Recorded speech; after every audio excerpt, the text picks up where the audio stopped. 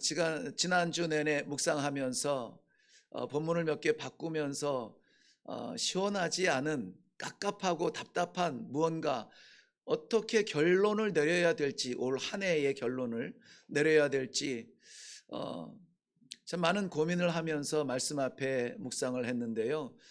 결국은 감사더라고요. 결국은 하나님 앞에 감사할 것밖에 없는 2023년 아닌가 하는 생각이 들면서 오늘 이 시편 100편의 말씀을 주실 때에 감격스럽게 저는 묵상을 했습니다. 그렇구나. 우리 일회교회의 성도들의 이 한 해의 결론은 이 안에 있구나 하는 것을 생각해 보았습니다. 물론 쉬운 한 해는 아니었습니다.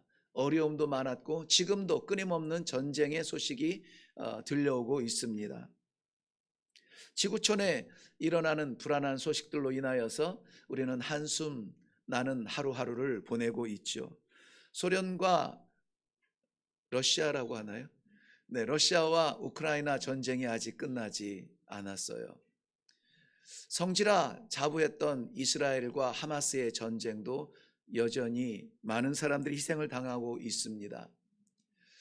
우리 관심 밖에 혹은 뉴스거리가 되지 않아서 그렇지 세계 곳곳에 일어나고 있는 이러한 불안한 전쟁의 소식들은 비단 우리 함께 오늘 좀 못 오셨는데 온공현 선교사님 가서 사역하고 계시는 남수단도 이제 10년 정도 됐는데요. 남북으로 나눠진 지가. 그러니 그 체제 변화와 새로운 국가의 그 이념을 세우기 위해서 굉장히 어렵고 힘든 과정 속에 있는데도 불구하고 여전히 그 대부분의 땅을 차지하고 대부분의 사람들이 소속된 북수단은 여전히 남수단의 조각처럼 남아있는 그 땅을 삼키려고 그 남수단의 기독교인들을 짓밟으려고 온갖 악행들을 저지르고 있습니다. 엎친 데 겹친 격으로 비 올 때는 너무나 많이 비가 쏟아져서 원조받아 심어놓은 그러한 씨앗들이 발아하지 못하고 그냥 황폐해지고 썩어지는 것을 볼 수밖에 없는 상황입니다. 비가 오지 않을 때에 모아놨던 물을 사용해야 되는데 비가 오지 않는 기간이 너무 길어지면서 모아놨던 물이 다 스며들어 마른 먼지 나는 땅을 또 파야만 되는 그러한 환경 속에 있습니다. 식량 문제는 당연히 따라오죠.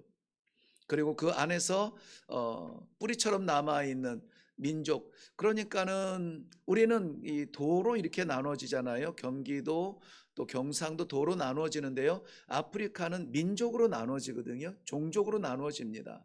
그 종족이 남북으로 나누어질 때 남쪽으로 내려온 그 작은 그룹 안에서도 종족 간에 또 분쟁들이 또 일어나는 거예요. 사람 사는 데가 그러한 분쟁이 끊이질 않습니다. 제가 사역했던 가나, 서부아프리카 가나와 사하라 사막, 저희가 가나가 사하라 사막 이남권인데요. 그 중간에 불키나파소라고 하는 나라가 있는데요. 그 불키나파소라고 하는 곳도 거기는 총기 소지가 되는 곳이어서요. 이 무장 단체들이 지금 특별히 이 12월 제가 말씀드렸죠. 12월에 가장 이 복된 이 계절에 가장 무장 강도가 많이 일어나는 아프리카의 환경이라고. 그런데 그 불키나파소는 요즘에 더욱더 이게 심각한 상태가 되어서 외출을 자제해야 될 만큼 그런 어려운 위기 가운데 있다고 합니다. 아시듯이 시리아는 10년이 넘는 분쟁 가운데 아직도 전 국민의 75%가 인간의 기본권을 얻지 못하는 극한 상황 속에서 살아가고 있습니다. 예멘이라고 하는 나라도 휴전에 실패했고 다시금 내전과 분쟁이 계속되고 있습니다. 예멘 같은 경우는 이 80%가 넘는 백성들이 극심한 빈곤 가운데 노출되어져 있습니다. 쏟아 부어도 채워지지 않는 그러한 원조를 기다릴 뿐입니다. 220만 명 되는 아이들이 빈곤, 그 영양실조 가운데에서 빈곤 속에 노출되어 있다고 합니다. 우리가 아는 콩고 지역은 수십 년 동안 그 종족 전쟁으로 인하여서 그렇게 원조를 많이 받음에도 불구하고 소망이 보이지 않아서 탈출을 하느라고 국경 폐쇄가 심각한 상태입니다. 콩고 같은 지역도 결국은 민족 분쟁에서 시작된 그 내전이 지금은 100개가 넘는 무장단체가 서로 자기들의 그 영역을 마치 옛날에 그 봉건주의 시대에 자기 성역을 지켰던 군주들처럼 자기들의 세계를 이끌어가고 있습니다. 한 나라에 100개의 나라가 있는 것처럼 다 다른 법을 외치고 그렇게 살아가고 있습니다. 오래전이었습니다마는 그 IT 지진으로 인하여서 온 세계가 원조하며 불쌍하게 여기고 우리 한국에서도 기독교에서 달려가서 많이 도와주었던 IT는 그 이후에 오히려 그 무장단체라고 말하기는 그렇지만 깽단이 너무나 활개를 치고 원조 들어오는 것들을 다 가로채서 자기네들의 부와 힘을 키우는데 다 쓰면서 그것도 부족해서 납치와 강간과 폭행이 일상이 되어버린 그 작은 섬 IT, 그것도 반쪽난 그 섬 IT의 소식을 여전히 찾을 수가 있었습니다. 이것이 비단 우리나라 밖의 세계적인 이야기라 우리에게는 그렇게 와닿지 않은 이야기일 수 있습니다. 그런데 이 작은 지구촌에서 동시에 오늘도 그렇게 죽어져 가고 오늘도 그렇게 고통당하고 오늘도 그렇게 한 끼로 살아가는 그 아이들의 신음소리를 우리가 듣지 못하고 있다는 것이죠. 우리나라는 좀 괜찮습니까? 오늘 아침에 일부 예배를 마치고 한 집사님과 교제를 하던 가운데 저는 그게 그렇게 관심이 가지 않아서 다른 이야기, 지금 전쟁이 일어나는 지역의 이야기인 줄 알았는데요. 시니어 아미, 그 시니어 서비스라는 그 군대를 만들겠다고 한다는 거 혹시 아십니까? 네, 지금 우리나라도 이게 태평세월이라 뭐 세계 10대 강국이라 뭐 자랑할 것들을 많이 늘어놓는데요. 사실 긴장 가운데 살얼음 걷는 그러한 평안을 유지하고 있다는 것 우리는 모두 다 잘 알고 있습니다. 저 북한에서는 미사일 한 방이면은 그 모든 백성들이 한동안 먹을 수 있는 그 돈임에도 불구하고 계속해서 미사일을 쏘아대고요. 거리를 넓히고 있습니다. 내년에는 2024년에는 깜짝 놀랄 만한 그러한 일이 일어날 것이라고 공갈처럼 들리는 엄포를 뭐 매년 듣고는 있습니다만은 여전히 그렇게 쏘아대고 있습니다. 우리는 너무나 익숙해져서 또 저 소리 한다 또 저 소리 한다지만은 그러나 나라를 걱정하시는 여러분들이 특별히 시니어들이 지금 젊은 아이들이요 제가 잘 기억은 나지 않는데 키가 170에 110 몇 킬로 아무튼 그 전 같으면은 군대에서 받아주지도 않았던 그 아이들이 지금 현역 대상이 될 만큼 우리의 군을 채울 수 있는 그러한 출생률이 작아지고 있다는 것입니다. 그러니까는 이제는 이 젊은 아이들, 군대 갈 수 있는 젊은 아이들이 없고 저 북한의 100만이 넘는 군대를 대항할 수 있는 젊은이들이 저 몸 가지고 어떻게 나가서 뛰겠느냐고, 어떻게 총을 들겠냐고. 우리라도 기회만 주시면, 나라에서 허락만 주시면은 우리는 총기 소유가 안 되니까 그런 걸 훈련만 할 수 있도록 기회만 주시면 우리가 훈련 받겠습니다. 10만 명 목적으로 40대 50대 60대 70대까지 10만 명 목적으로 그렇게 지금 이 청원을 하고 있다고 합니다. 무슨 말이냐면은 위기를 반증하고 있는 것이죠. 2023년 그뿐만이 아닙니다. 전쟁과 이란 분단 국가에 대한 위기뿐만이 아니라 우리가 실생활에서 접할 수 있는 사건 사고들도 우리 곁에 너무나 많습니다.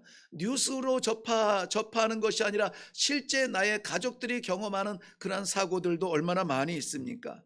2023년 11월 18일 기준 작년 한 해에 33만 1000건 이상의 그러한 교통사고가 났습니다. 그로 말미암아 약 2만 7천 명 정도의 2,705명이 사망을 했고요. 33만 8,668명이 부상으로 병원을 입원해야만 됐다고 합니다. 교통사고뿐만이 아니라 작년에 우리를 깜짝 놀라게 했던 그 신도림역이나 분당의 서현역, 가까운 곳이죠. 분당의 서현역에 일어났던 묻지마 칼부림 같은 것은 한두 사람의, 정신없는 사람의 이야기라고 치부하기에는 너무나 그 외로움에 지친 고독범죄라고 하죠. 그 고독한 사람 청년들이 길을 잃어버리고 자기 정체성을 잃어버린 끝에 저지러지는 그러한 안타까운 사건이었습니다. 알고 보니까 그렇게 이 무작위로 이렇게 막 이 칼을 휘두르는 그러한 젊은이들이 도대체 어떻게 해서 일어났는가 알고 보니까 이 청년들의 이 치유받아야 되는, 위로받아야 되는, 사회성을 키워야 되는 그러한 나이의 청년들이 그 혜택을 받지 못하고 이웃을 알지 못하고 부모와도 독립을 쉽게 할 수 있는 이러한 시대에 저들이 고독하게 죽어져 가고 있다.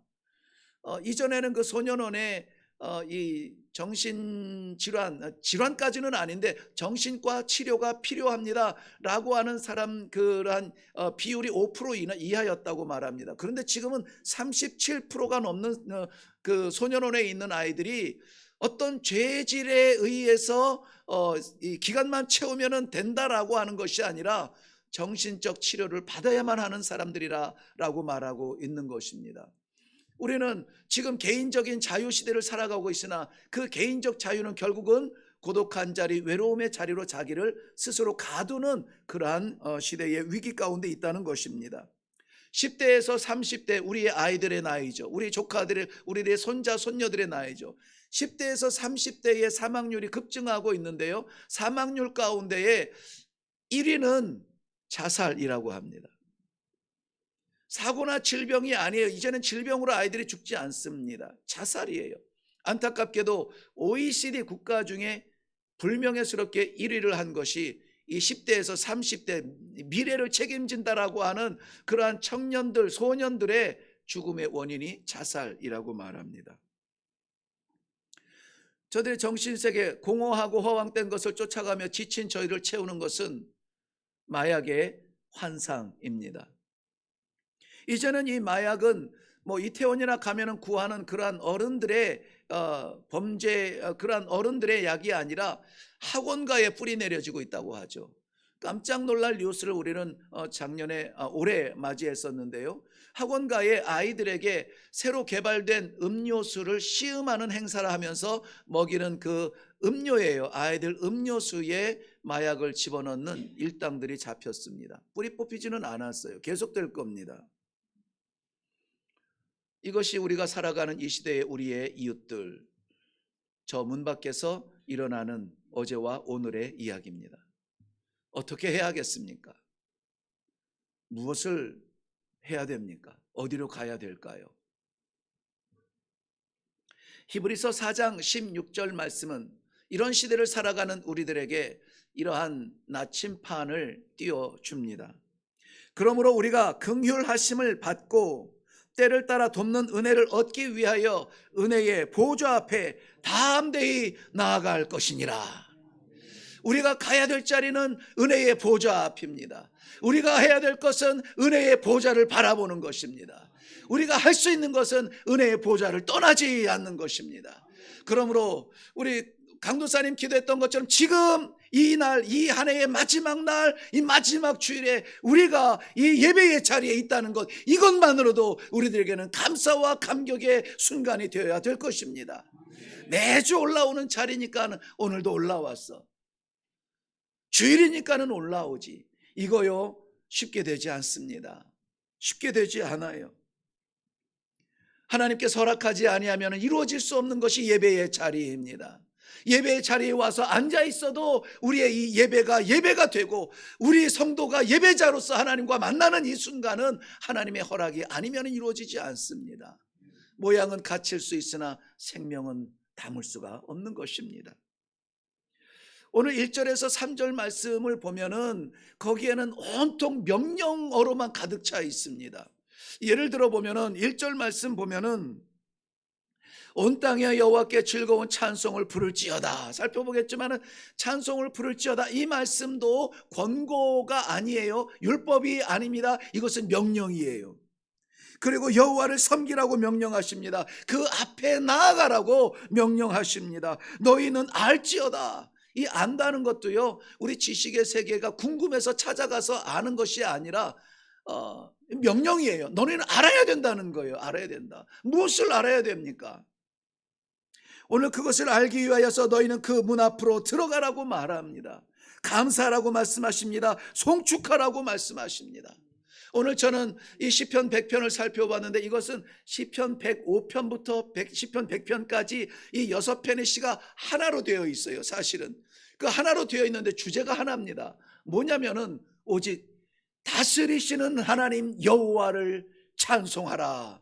이걸로 이 6편의 시편이 계속 이야기해 주고 있습니다. 여호와를 찬양하라, 여호와를 바라보라, 여호와 앞에 나아가라. 그런데 오늘 이 시편은 그런 면에서 결론의 말씀이에요. 결론의 말씀이 무엇입니까? 나를 다스리시는 하나님께서 살아계신다면, 아니 살아계신 하나님을 믿는다면 어떻게 해야 될까요? 살아계신 하나님께서 나를 다스리신다면 어떻게 해야 되겠습니까? 그 다스리시는 하나님이 내 말에 좌우되는 그런 하나님, 우상이 아니라 나를 인도하시고 나를 지켜주시는 하나님. 지난 한 해에도 나의 온갖 변덕스러운 나의 부족한 삶의 현장을 다 덮으시고 나를 지켜주시고 오늘 이 자리에 예배자로 있게 하신 하나님, 우리가 그 하나님을 믿는다면 어떻게 해야 되겠습니까? 우리의 있는 마지막 호흡을 다하여서, 우리의 입술을 다하여서, 우리가 굴릴 수 있는 우리의 모든 총두뇌를 총동원하여서 하나님을 찬양하라 라고 명령하는 것입니다. 선택이 아니에요. 하나님을 찬양하는 것은 하나님의 명령입니다. 살아계신 하나님을 믿습니까? 찬양하십시오. 그 살아계신 하나님이 나를 붙들어주고 계신다는 것을 믿습니까? 찬양하십시오. 그분이 내 삶을 다스리시는 왕이라는 것을 믿으신다면 찬양하십시오. 오늘 1절 말씀을 한번 보겠습니다. 1절 말씀은 우리 함께 읽을까요? 시작. 온 땅이여 여호와께 즐거운 찬송을 부를지어다. 부를지어다. 찬송을 부르라는 이 말은 찬송하라, 노래하라는 말로 우리가 이해를 하게 되면 문학적으로는 singing이나 이렇게 표현하겠지만 우리 기독교 안에서는 찬송하라 하면 praise라는 말을 쓰죠. 그런데 사실 이 원문의 단어는 praise라는 말이 아니라 shout라는 말이에요. shout. 소리를 쳐서 외치라는 것입니다. 아, 하나님 믿죠? 하나님 좋으신 분이죠 하고 간직하는 하나님이 아니라 외치라는 거예요. 목청을 울려서 외치라고요. 세상을 향해서 외치라는 것입니다. 우리의 삶에 대해서 외치라는 것입니다. 하나님은 살아계시다고, 하나님은 창조주 하나님이시라고, 나의 아버지시라고 그렇게 선포하라고 명령하고 있는 것입니다. 그래서 오늘 이 말씀을 히브리어로 기록이 되어 있지 않아요? 히브리어 그 순서로 말하면 이렇게 기록이 되어 있습니다. 너희는 외쳐라. 명령은 보통 중요한 단어를 앞에다가 선포하고 동사를 앞에다가 두잖아요. 너희는 외쳐라. 복수니까 너희를 말합니다. 하나하나가 아니에요. 우리가 이 믿음의 공동체가 함께 외쳐야 될 것이 있다는 것입니다. 너희는 외쳐라. 여호와께서 우리의 왕 되심을 외쳐라. 누가 외쳐야 됩니까? 온 땅이여 외치라 그랬어요. 온 땅이요. 그런데 우리는 다 여기 한국의 국적을 가지고 온 땅이 다 앉지는 못했습니다. 그런데 하나님께서 감사하게도 우리의 심령에 온 땅을 주셨습니다. 우리 일회교회 작은 덩어리가 아니라 우리 일회교는 온 땅을 품어서 우리를 통하여서 온 땅이 이 여호와를 찬양하며 외칠 수 있도록 이렇게 기회를 주셨습니다. 우리의 선교지이죠. 하나님께서는 나의 찬송을 받기도 원하시지만은 나를 통하여서 온 땅이 이 하나님을 찬송하기를, 그 찬송 듣기를 바라고 계시는 것입니다. 이 찬송은 누구에게 들려져야 된다고요? 여호와께, 여호와께 외치라.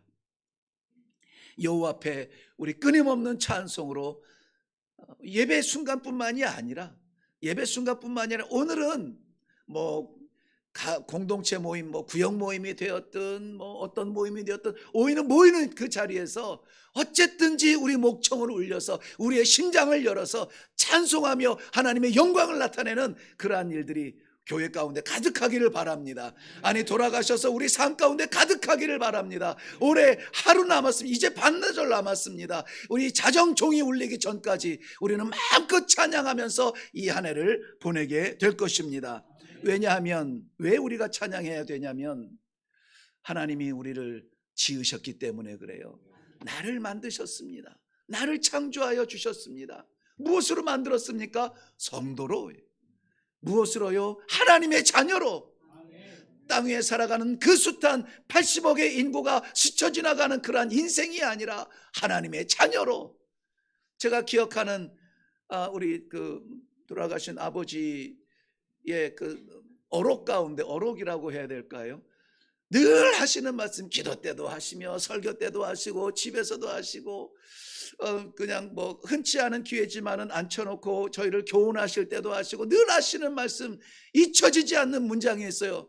내가 무엇이관대, 내가 무엇이관대. 우리 흔히 쓰는 말은 아닙니다. 저는 이게 이북 사투리로 기억을 하고 있는데요. 내가 무엇이관대 하나님께서 나를 놓지 아니하시고 오늘도 나를 잡으시고 내 안에 이 심장에 끓는 하나님의 말씀을 주시고 야 나는 대충 살 수가 없어. 나는 대충 살 수가 없어. 동전 한 푼 대충 쓸 수가 없어.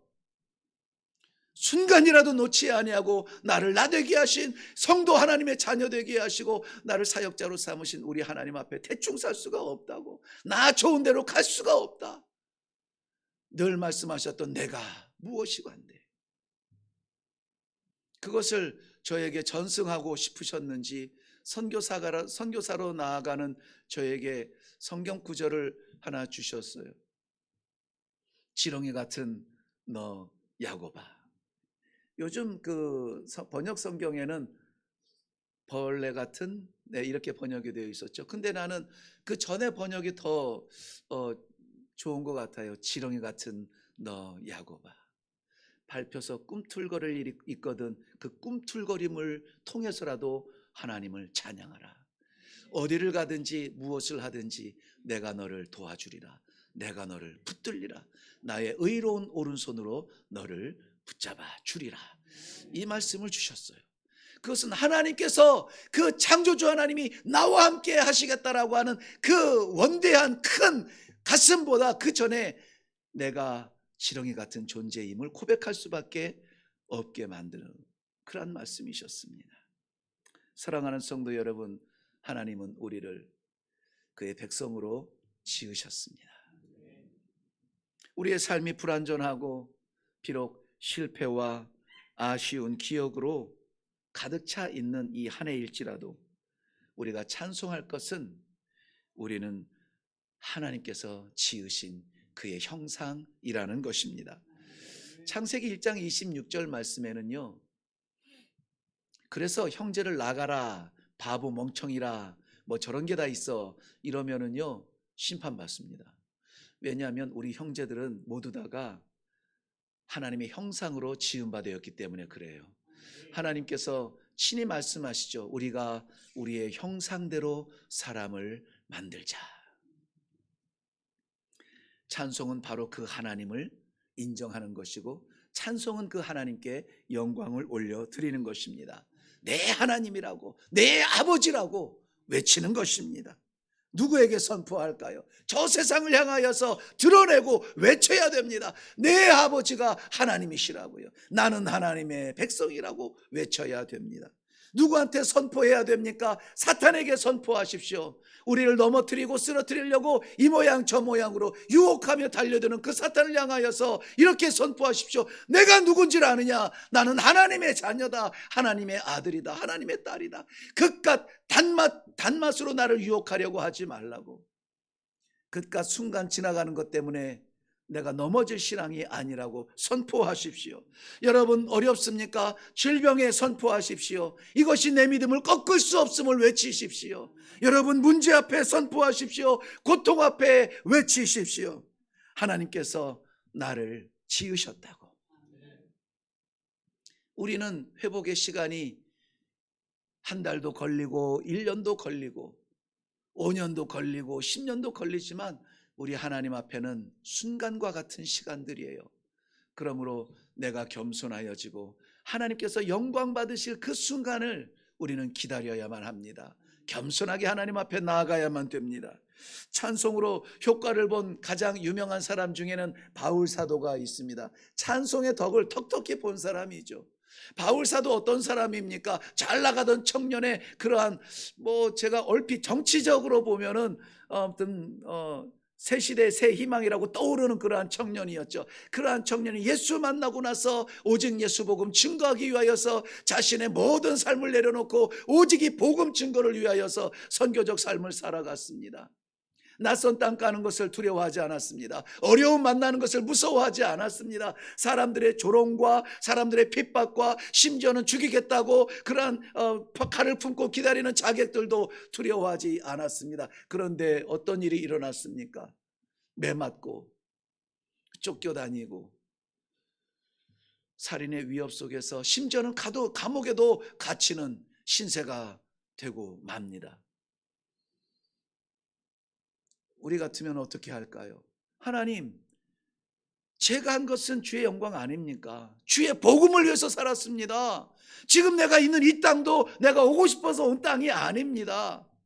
불쌍하고 귀신에 사로잡혀서 점치던 여인 귀신 쫓아내주고 회복시켜주고 저를 건강하게 했는데 오히려 나는 지금 이 감옥에 있습니다. 하나님, 나를 보고는 계십니까? 라고 불평할 법도 한데 바울 사도는 불평하지 않았습니다. 오히려 함께 그 옥에 갇힌 신라와 더불어서 찬송을 했죠. 그 찬송은 옥문을 흔들어 버리고, 그 찬송은 죄수들의 귀에 울려서 그들의 가슴을 적시고, 그 찬송은 간수의 가정을 구원하는 놀라운 찬송이 되었습니다. 찬송을 해야 찬송의 결과를 알죠. 찬송을 안 하고 생각만 해서는 결과를 맛볼 수가 없어요. 찬송을 해야 찬송의 열매를 맺습니다. 바울과 실라가 찬송으로 그 옥문을 열은 것처럼 우리를 얽매고 있는 그러한 모든 이 철장들이 찬송으로 깨트려지고 찬송으로 열리는 놀라운 복된 체험을 할 수 있기를 주님의 이름으로 축원합니다. 이 찬송은 그러므로 말미암아 감사함으로 찬송해야 됩니다. 한 해를 찬송으로 마무리하는 것도 좋은데요, 그 찬송은 장송곡이 되어서는 안 됩니다. 감사함으로 찬송하래요. 오늘 4절 말씀에는 이 감사함에 대한 찬송이 가득 차 있습니다. 우리 함께 읽어볼까요? 4절 말씀만 봅니다. 시작. 감사함으로 그의 문에 들어가며 찬송함으로 그의 궁정에 들어가서 그에게 감사하며 그의 이름을 송축할지어다. 아멘, 아멘. 이 시편 100편이 명령형으로 가득 차 있다고 그랬죠. 명령이라고 하는 것은 타협의 여지가 없다는 말씀입니다. 조건의 여지가 없다는 것입니다. 말씀하시면 그냥 우리는 따르는 이 순종만 있을 뿐입니다. 그런데 그의 문에 들어갈 때에 감사함으로 찬송하라고 말합니다. 이 말씀은 누가 썼는지를 기록하지 않았어요. 그런데 이 찬송이 기록된 배경은 이렇게 설명합니다. 이스라엘 백성들 바벨론에서 70년 동안 포로 생활하다가 이 바사왕 고레스에 의해서 이제는 너네 나라 돌아가도 좋다, 가고 싶은 사람 손들어 하고 돌아갈 여비까지 다 마련해서 그 죄수 같은 사람들을 다 돌려보내는 가운데에 유대인들에게 예루살렘으로 돌아가게 하는데요, 예루살렘으로 돌아온 이들이 처음 한 일이 바로 이 성전을 건축하는 일이었습니다. 성전이 뭔지도 몰라요. 성전을 본 적도 없습니다. 예루살렘 성전이 흔적이라도 남아서 더러워져서 데코레이션 하는 정도가 아니라 완전히 불타 부셔져 버린 그 성전을 지어야 되는데요, 어떻게 지어야 되는지도 몰라요. 왜냐하면 저들은 일단 그 성전 건축의 노동력으로 쓰일 정도면 70세 정도는 되어야 되는데요, 바벨론에 끌려가던 해에 태어나도 70살이에요. 그러니까 예루살렘에 대한 흔적 기억이 전혀 없는 사람들이 지금 돌아와서 성전을 지금 건축하고 있는 거예요. 그런데 전해 들은 바에 의하면은 솔로몬 왕이 성전을 지었다고 하니, 아유, 그런 분은 그럴 만도 하지. 영웅인데, 역사의 영웅인데, 지혜가 그렇게 넘치는 분인데, 그리고 재물이 그렇게 많았던 분인데, 그런 분이야 지을 법하지. 그것도 다윗 왕이 다 준비해 놓은 걸로 지었으니까. 그런데 우리는 어떻게 그걸 감당하죠? 그 성전을 짓습니다. 그런데 내 집 짓는 것도 아니고 성전 짓는 일에 수월하게 그렇게 하나님이 길 열어주십니까? 아닙니다. 사마리아 사람들이 와가지고 우리도 왕년에는 너희들과 함께 된 형제 자매였고 우리들에게도 너희들 성전 지을 때 같이 좀 지을 수 있도록 우리 좀 껴주라. 그랬더니 성전하면은 거룩한 밖에 없는 이 사람들에게 거룩한 성전을 더러워진 혈통과 함께 지을 수 없다고 그것을 허락하지 않습니다. 그랬더니 어떻게 합니까? 배가 아파서 저 사람들이 저렇게 성전을 짓고 저 이스라엘 백성들이 하나가 되어서 힘을 모으면은 언젠가 당신들에게 반기를 들 것이요 바벨론에게 고소장을 보내요. 이 고소장을 받은 사람들, 곁에 있는 사람들이 보니까 그런가 보지 하고는 성전 건축을 멈추게 합니다. 우여곡절 끝에 이 성전은, 예루살렘 성전은 완공이 되죠. 그리고 그동안의 그 모진 고통과 모진 고난과 오해와 법적인 제재와 삶의 뿔뿔이 흩어졌던 그러한 다양한 삶을 다 접고 이제 그 문으로 들어가요. 어떤 문입니까? 새롭게 지어진 예루살렘 성전문. 그 뜰로 들어가면서 각자의 삶을 살던 그 이스라엘 백성들이 한 목소리로 낼 수 있는 것 하나밖에 없었습니다. 여호와여 찬양을 받아 주옵소서. 성전에서 할 수 있는 일은 하나밖에 없습니다. 여호와여 찬양을 받아 주옵소서. 우리는 경험하지도 못했던 하나님이 살아계시는 하나님의 임재가 있는 이 성전을 우리 손으로 짓게 하시니 감사합니다.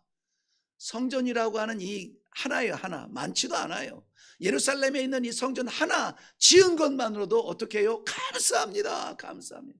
내가 무엇이간데, 우리가 무엇이간데 솔로몬 왕이나 세울 법한 그런 성전을 짓게 하시고 우리의 삶의 현장에서 지금 이 복구로 인하여서 더러워지고 이 복구로 인해서 정신없이 살아가던 모든 삶 내려놓고 내가 무엇이간데 이 성전에 들어와서 예배자로 나아가게 하십니까? 감격과 감사의 찬송인 것입니다. 사랑하는 성도 여러분, 지구촌이 전쟁통에 질병통에 이 온난화에 정신이 없고 우리나라도 눈만 한번 둘러보면은 그러한 이웃들로 가득 차 있어요. 뭐 좀 잃었어도 괜찮습니다. 뭐 좀 실패했어도 괜찮아요. 올라갈 때가 있고 내려갈 때도 있고 뭐 사업의 고수들이 늘 하는 이야기죠. 인생도 마찬가지입니다. 안 되고 실패하고 뭐 낙제하고 떨어지고 뭐 빵꾸 나가지고 이 코가 석자나 빠져 있는 그런 자녀를 보면서 부모님들은 뭐라고 하십니까? 어깨를 툭툭 들기면서 괜찮아, 그럴 때도 있어. 이럴 때도 있어요. 놓칠 때도 있습니다. 그러나 그것을 실패라고 우리가 주저앉지 아니하는 것은 오늘 우리가 하나님 앞에 예배자로 이렇게 예배를 드리고 있기 때문입니다. 그러므로 감사가 넘칩니다. 그러므로 찬송이 넘칩니다. 하나님 감사합니다. 내가 이 올 한 해에 보니까는 건강을 잃었더라고요. 내 무릎팍이 나갔더라고요. 올 한 해 보니까는 우리 회사의 수입이 이렇게 줄어들었더라고요. 올 한 해 보니까는 우리 아이들이 이렇게 망가졌더라고요.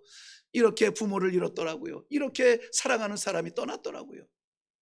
그런데 이 자리가 예배의 자리에 내가 무엇이간데 내가 이 자리에서 하나님을 찬송할 수 있습니까? 앉혀주신 것만 해도 감사합니다. 감사합니다. 솔직히 말씀드리면은 제가 일부 예배를 드리면서 마음이 몇 가지 때문에 조금 묵직하더라고요. 뭐 다 계셔서 송구하지만은 장로님들이 한 분도 안 계시는 예배를 인도하는 제가 좀 마음이 좀 어두웠어요. 답답했고 그랬습니다. 그럼에도 불구하고 그 아쉬움을 극복할 수 있도록 하나님이 주신 그 비전은 무엇이었냐면은 앉아 계신 성도들의 미래인 것이죠. 이 자리가 있어야 할 사람이 없는 자리가 아니라 이 사람들이라도 있어서 예배를 드리는 것이 어딘가 하는 그러한 감사가 회복이 되어졌어요. 이사야 선지자는 이사야서 6장 5절 말씀에 그 하나님의 성전을 이렇게 이야기합니다. 거룩하다 거룩하다 만군의 여호와여 그의 영광이 온 땅에 충만하도다 찬양을 하고 있습니다. 이 자리는 사람이 모인 자리가 아닙니다. 하나님의 영광의 거룩이 가득 찬 자리여야만 합니다. 사람이 없어서 전하고 사람이 있어서 행복한 자리가 아니라 하나님의 거룩하심이 가득한 성전이 될 때에 우리는 예배자가 될 것이고 많은 것을 잃어버리고 많은 것을 빼앗겼을지라도 감사함으로 찬송할 수 있는 자리가 바로 이 자리라는 것을 믿으시기를 바랍니다. 오늘은 12월 31일, 올해의 마지막 날, 마지막 주일입니다. 그 종점에 우리가 예배의 자리에 있다는 것은 하나님의 은혜요, 우리에게는 한없는 감사의 찬송의 제목이 되는 것입니다. 하나님께서 그냥 무작정 감사로 찬양하라고 명령하실 뿐만이 아니라 우리를 너무나 사랑해 주시어서 그 찬송할 수 있는, 감사할 수 있는 이유를 말씀해 주세요. 5절의 결론 말씀을 좀 가서 봅니다. 5절, 여호와는 선하시니 그의 인자하심이 영원하고 그의 성실하심이 대대에 이르리로다. 여호와는 선하시니 그의 인자하심이 영원하다. 우리처럼 변덕스럽지 않아요. 우리 하나님의 사랑과 그 인자하심은 영원하십니다. 여호와는 선하시다는 말은 착하다는 말이 아닙니다. 선하다라는 말은 그 원어에서는 토브라고 하는데, 토브가 우리 창세기 1장에서 굉장히 주제처럼 쓰이는 그러한 단어예요. 뭐냐면은 참 좋았더라라고 하는, 좋더라. 없는 것이었어요. 없었어요. 없는데 하나님이 지으시고 빛이 있으라, 빛이 있으니까 참 좋은 거예요. 물이 있으라, 물이 있으니까 참 좋은 거예요. 열매 맺는 나무가 있으라, 나무가 생기니까 참 좋으신 거예요. 이게 하나님의 선하심의 창조적인 세계를 우리는 믿어야 돼요. 내가 무엇을 할 수 있음이 아니라 나는 불가능하고 아무것도 아닌데 하나님께서 나를 바라보시면서 참 좋더라. 이것이 우리 하나님의 선하심이에요. 우리에게는 선함이 있을 수가 없어요. 그런데 하나님께서 자기의 형상에 있는 그 선함을 우리들에게 부어주셨다는 것입니다. 참 좋았더라. 우리의 형제 자매를 바라보면서요, 원수되었던 것, 억울했던 것, 섭섭했던 것, 상처받은 것 있거든, 오늘 바라보면서 이 하나님의 선하심이 우리의 고백이 되어지고 우리의 선함으로 회복되어지는 시간이 되기를 주님의 이름으로 축원합니다. 그의 인자하심이 영원하다고 했습니다. 인자하심은 헤세드라는 말인데요, 우리가 흔히 쓰는 말로는 은혜, 그의 은혜가, 그의 자비가 영원하다는 말씀입니다. 실패의 자리에도 그의 은혜는 변하지 않습니다. 성공의 자리에도 은혜는 변하지 않습니다. 우리의 표현이 달라질 뿐입니다. 내가 20년, 30년을 그 일을 했는데 그럼 이 정도는 할 수 있지, 이 정도는 읽을 수 있지가 아니라 하나님의 은혜임을 고백할 수 있는 성도의 자리라는 것이죠.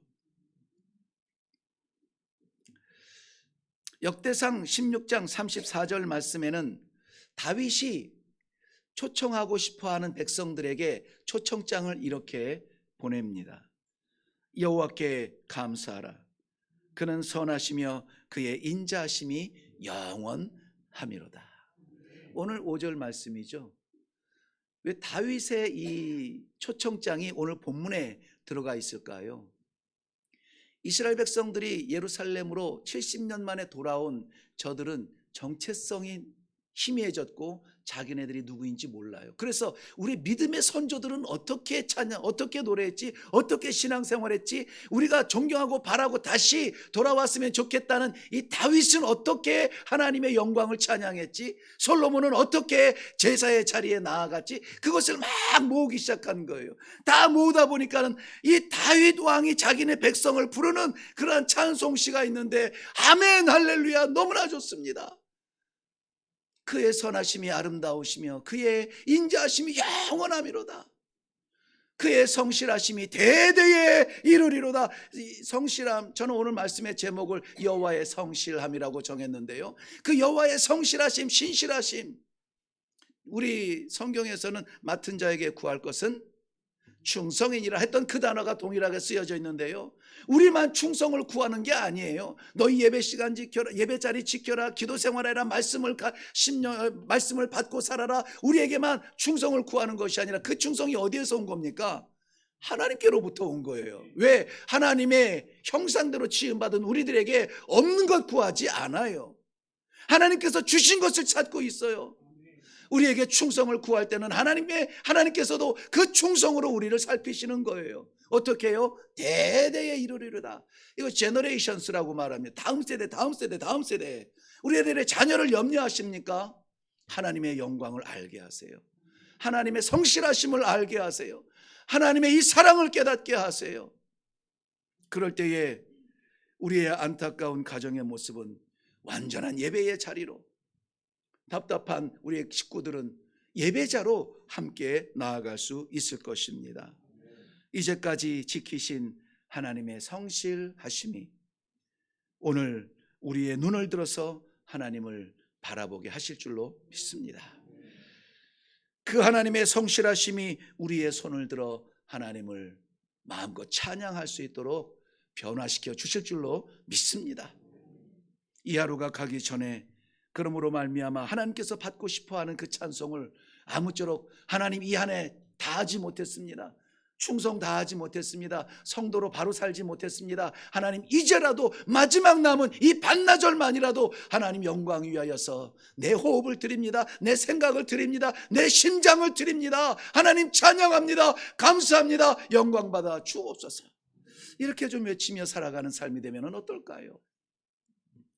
무관심했던 사람 관심을 갖고 기억하고 기도하며, 사랑할 수 없었던 사람 사랑하는 마음의 문을 열어주시고, 고달픈 사람들 살펴가며 숨통이 틔어지기까지 사랑을 베풀고, 눈물의 자리에서 찬송할 수 있는, 그것이 판에 박힌 성경의 이야기가 아니라 지금도 역사하시는 내 안에 살아계신 하나님의 역사가 되도록 우리가 할 수 있는 일, 감사하며 찬송하는 귀한 성도의 삶이 되기를 주님의 이름으로 축원합니다.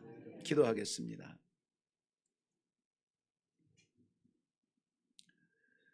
돌아보는 우리의 2023년 아쉬움과 안타까움이 참 많습니다.